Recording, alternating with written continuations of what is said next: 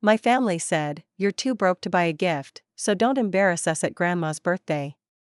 I replied, "I'm not here for the gifts." My brother sneered, "Yeah, you're here for free food." The next morning, I took Grandma out for breakfast alone and left everyone else wondering where we were. I'm 39 years old, single, and recently out of a job after the creative agency I worked for in Chicago downsized. I'd been scraping by on savings and a few freelance gigs while crashing on my college friend Max's couch back in Madison, Wisconsin. Not exactly a glamorous comeback.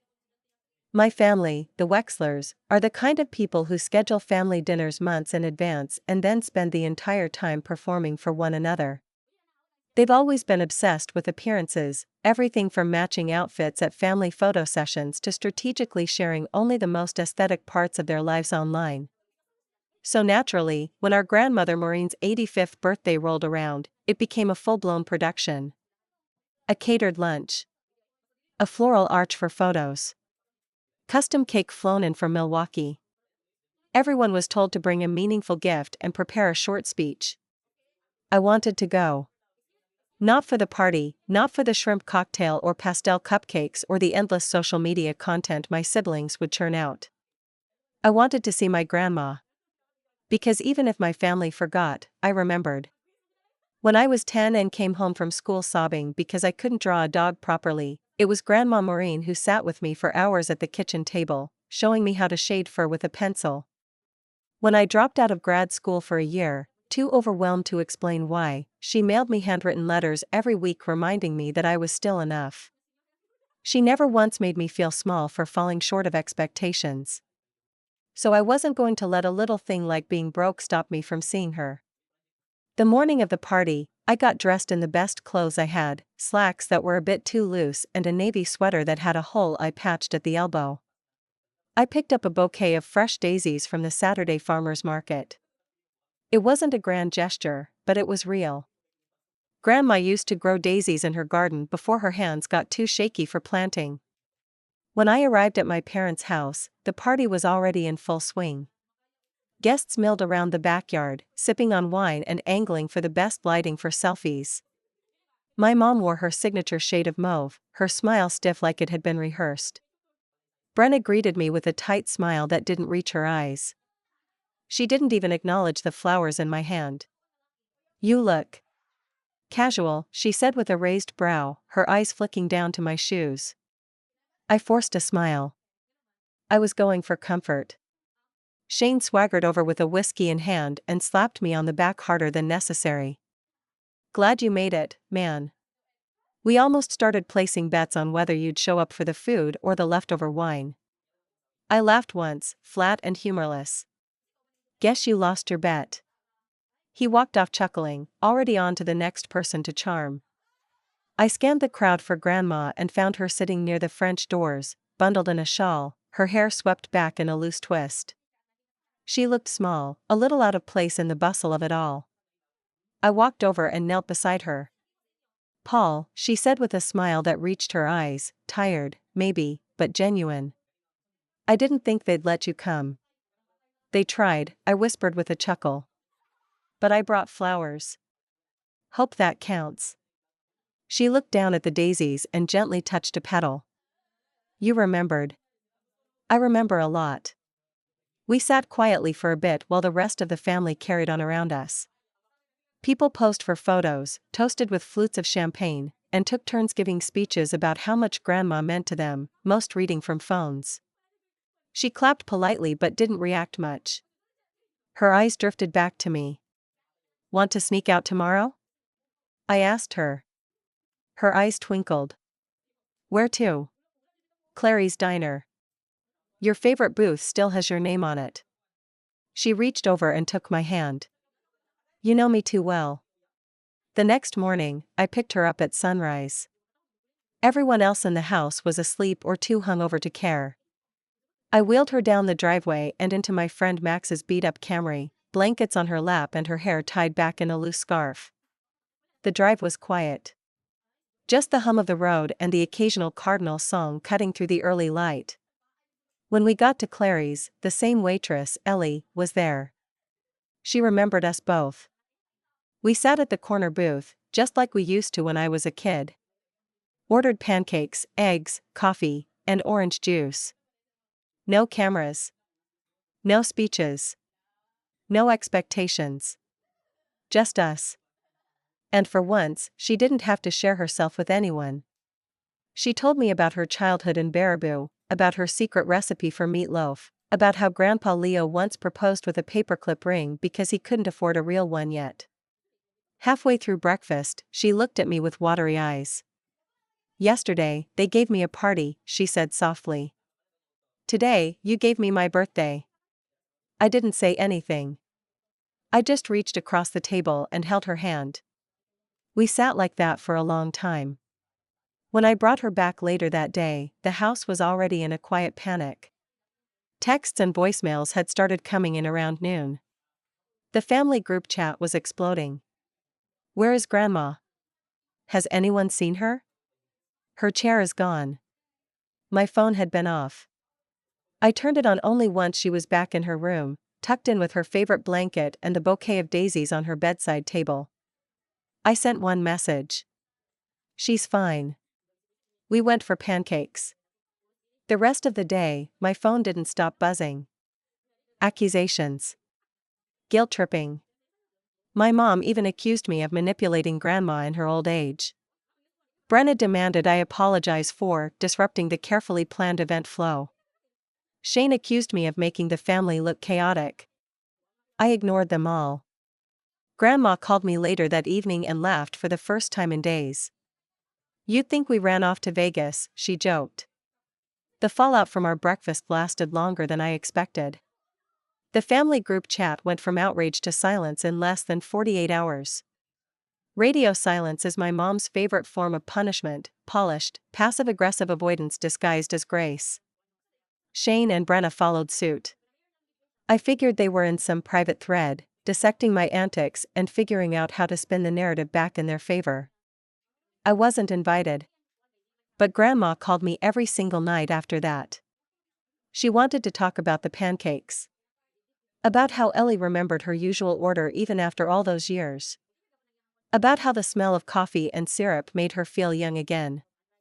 About the way the sunlight had landed across the table when we laughed. I let her talk. I listened. And in the pauses between her stories, I started to hear something deeper. Loneliness. Not the kind that comes from being alone, but the kind that comes from being unseen in a house full of people. They mean well, she said one night, referring to the family. But they never sit still long enough to look past what they expect of me. I asked if that bothered her. She was quiet for a long time. Sometimes, she finally said. Sometimes it makes me feel like I've already died. I'm just a symbol now. A photo op. It sat heavy with me.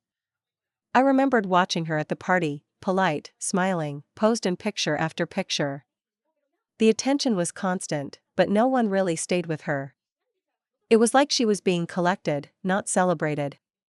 After that call, I started visiting her more often.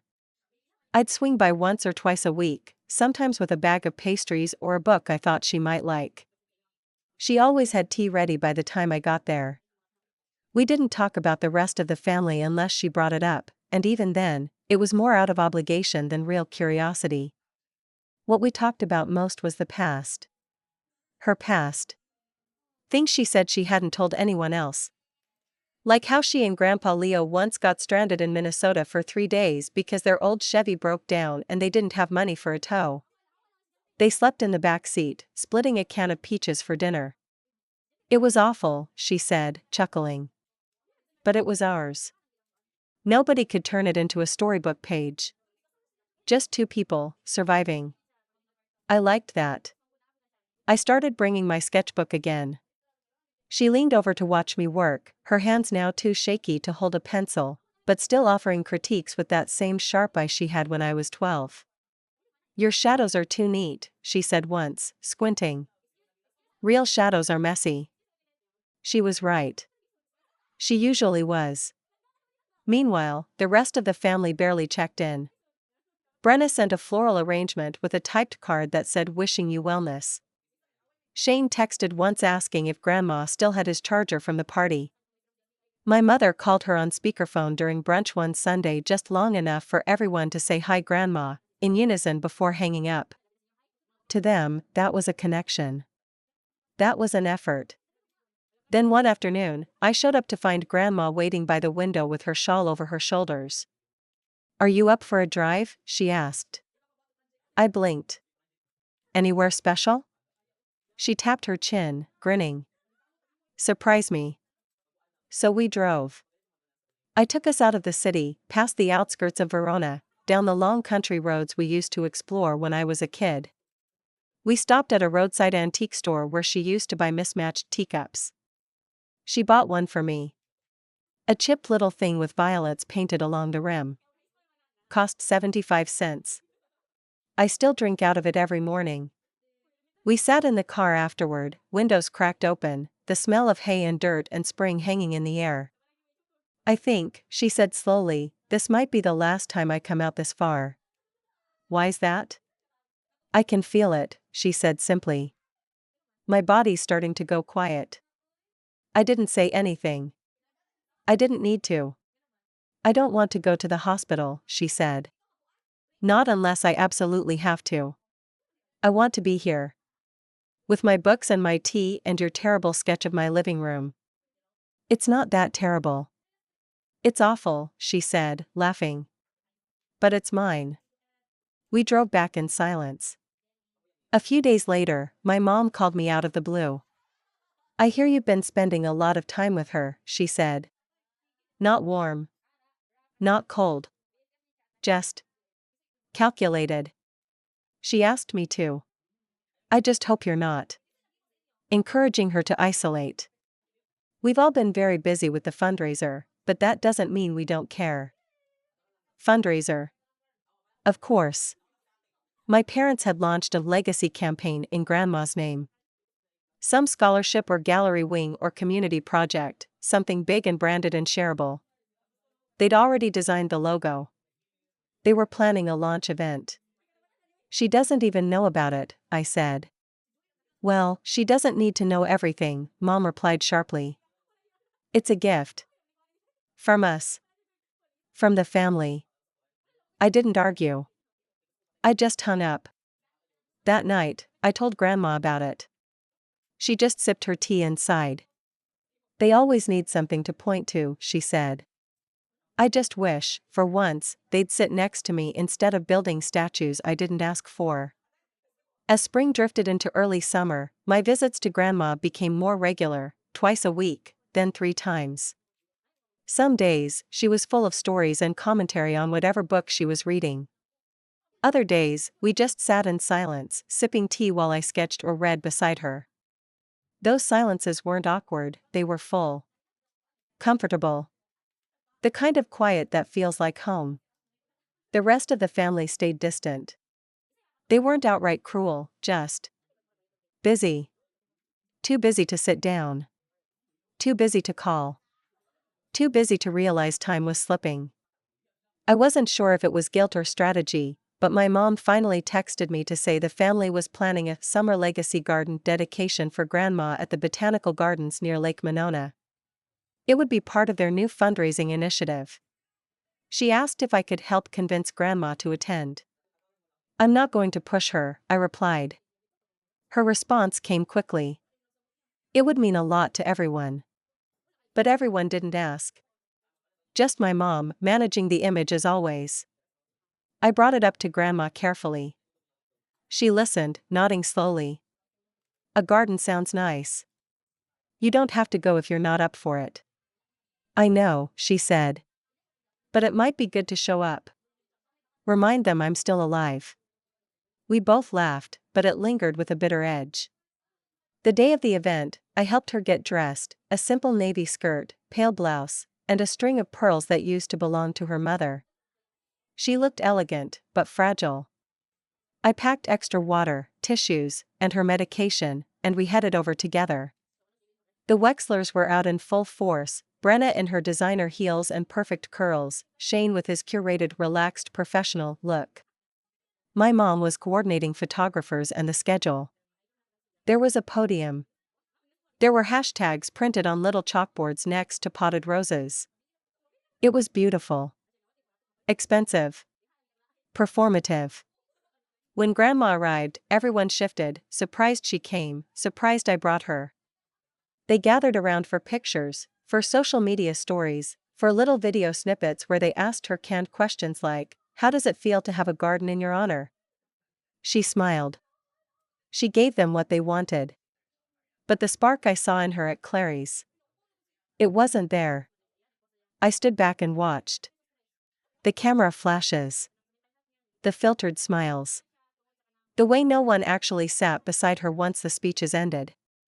Once the attention shifted, she was wheeled to a shady bench under an oak tree, left alone while the crowd mingled over catered hors d'oeuvres and wine spritzers.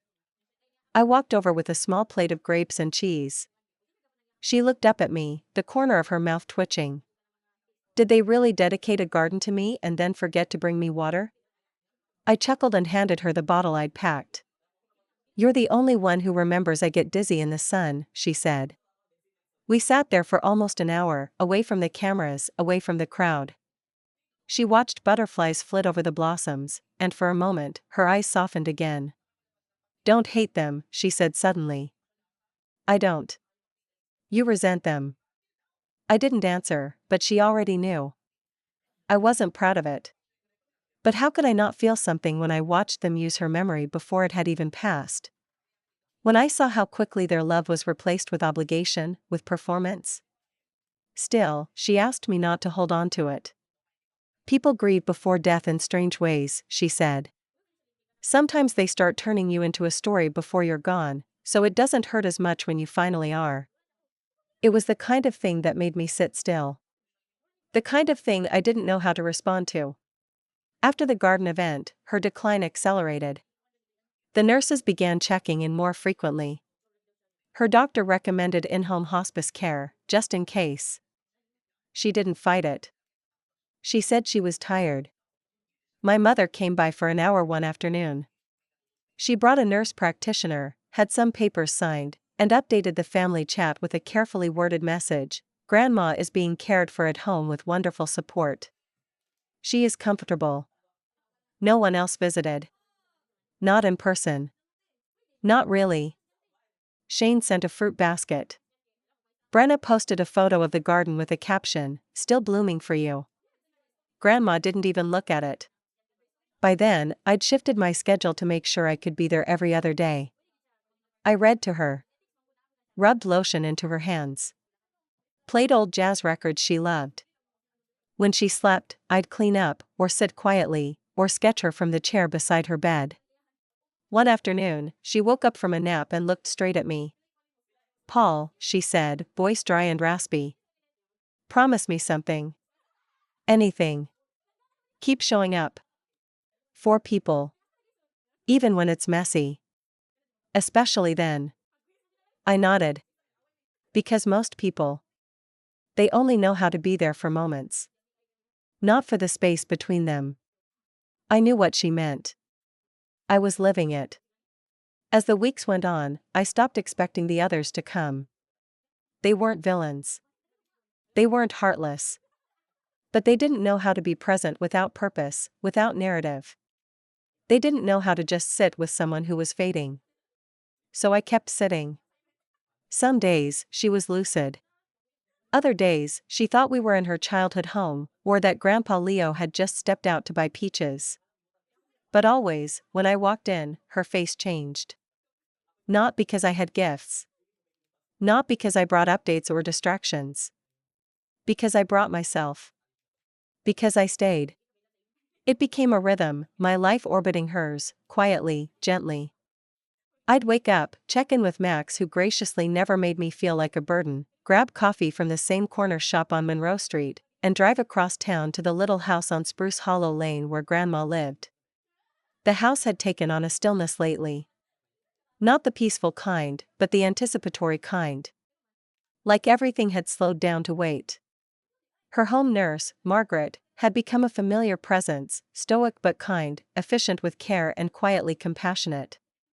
She told me during one of our chats, "You're here more than most families ever are." It matters, you know. I just nodded. It did matter. But not in the way people might assume. Not for some spiritual reward or legacy or Instagram-worthy gesture. It mattered because it was what she needed. Because it's what I needed too, though I didn't realize it at first. Some days, she was asleep the whole time I was there.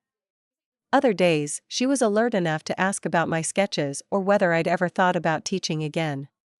She'd drift in and out mid-sentence, like someone surfing the edges of a dream. But even in those fractured moments, she still managed to reach for my hand. That's what stayed with me. Her hand in mine, papery but warm. Steady, even when the rest of her wasn't. The rest of the family kept their distance. I think some part of them believed their work was done. That the garden and the party and the photos were the chapters they needed to write. What came after, the slow fade, the caregiving, the quiet hours without updates, that was someone else's story. They weren't villains. They just didn't know how to handle what didn't have an audience. Shane called once. He wanted to know how bad things were and whether he should come visit. I told him, as gently as I could, that she likely wouldn't remember he'd come unless he planned to stay for more than 5 minutes. He didn't respond to that. Brenna sent a message asking if we should start planning for the next phase, whatever that meant. I think she meant funeral logistics. I didn't answer. The thought of discussing Grandma like a project made my stomach turn. My mom dropped off a framed print of the garden photo and didn't stay longer than 10 minutes. Through all of it, Grandma never asked where they were. Not once. She just asked if I'd remembered to bring more of that cinnamon tea she liked. Or whether I could play that old Ella Fitzgerald record again. Or if I could reach the top shelf of her linen closet and find the yellow blanket she liked for naps. In one of her clearer moments, she said, "You know what I miss most? Quiet conversations. The kind where people aren't waiting for their turn to speak." It hit me hard because I knew exactly what she meant. The silence between us was never empty. It was always full of things no one else in the family ever seemed to notice.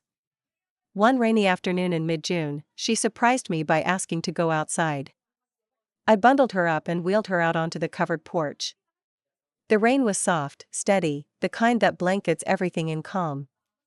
We sat there for over an hour. She said almost nothing, just listened to the rhythm of water hitting leaves and gutters. Finally, she whispered, "Do you remember when you were little, and you told me the rain made you feel safe?" I did remember. I was maybe 6, hiding under her kitchen table during a thunderstorm. "You said it felt like the sky was wrapping the world up in a blanket," she added. She turned her face toward the rain. That's how today feels.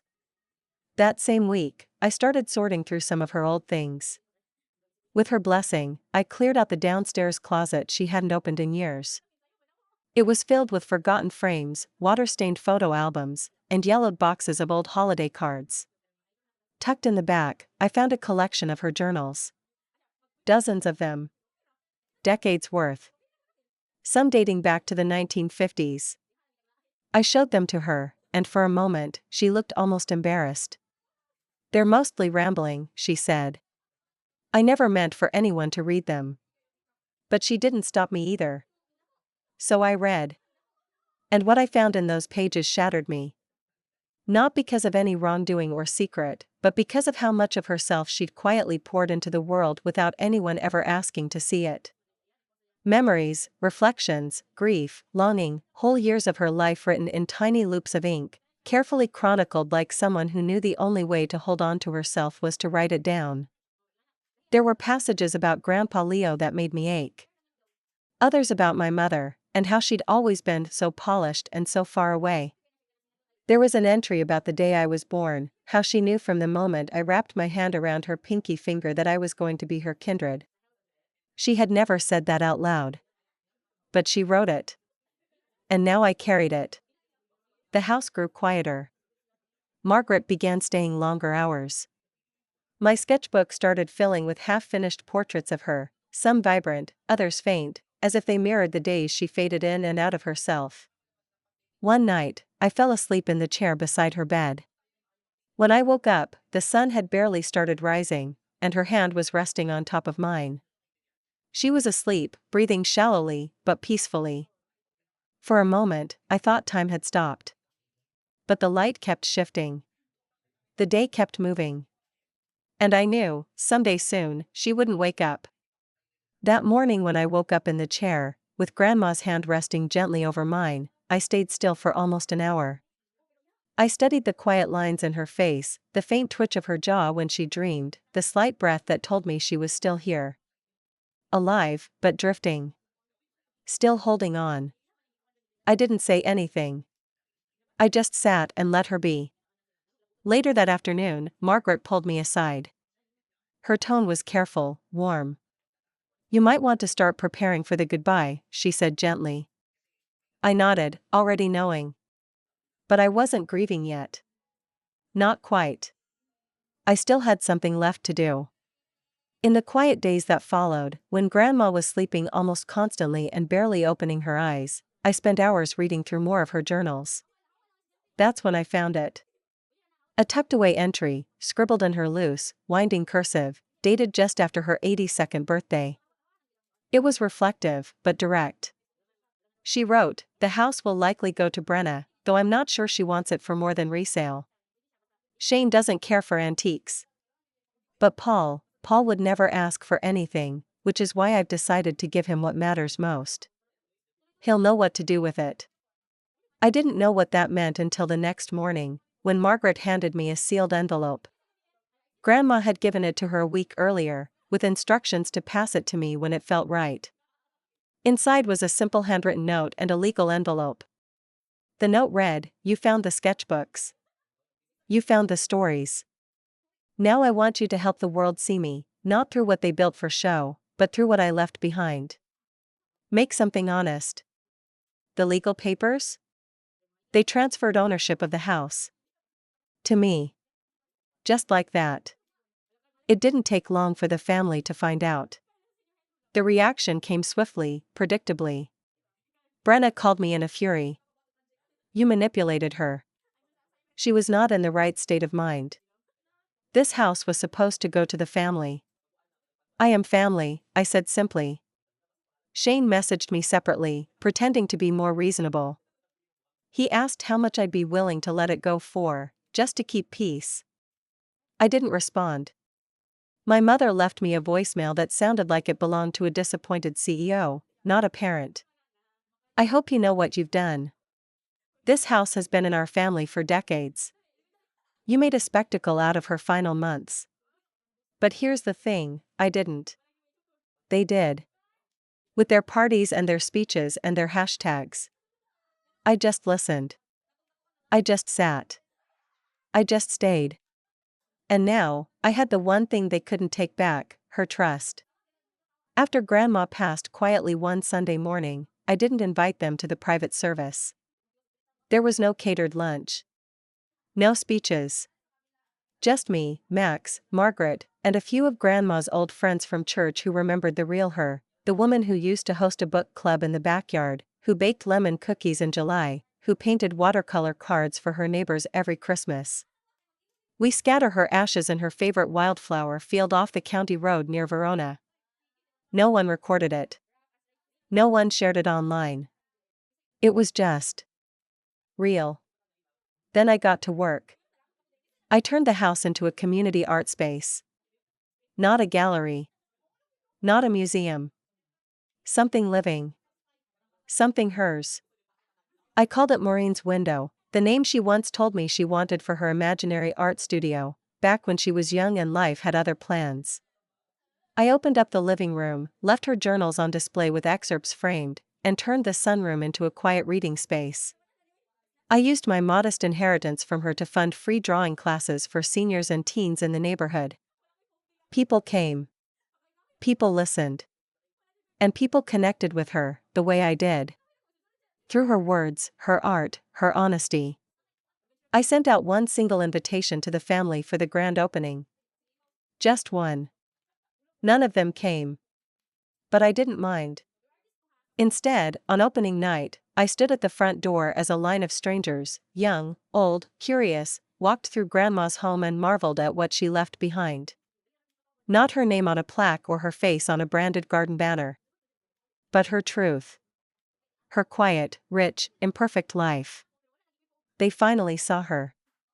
And that was the revenge, not sharp, not cruel, but honest and lasting. A life turned into legacy not because it was marketed, but because it was lived.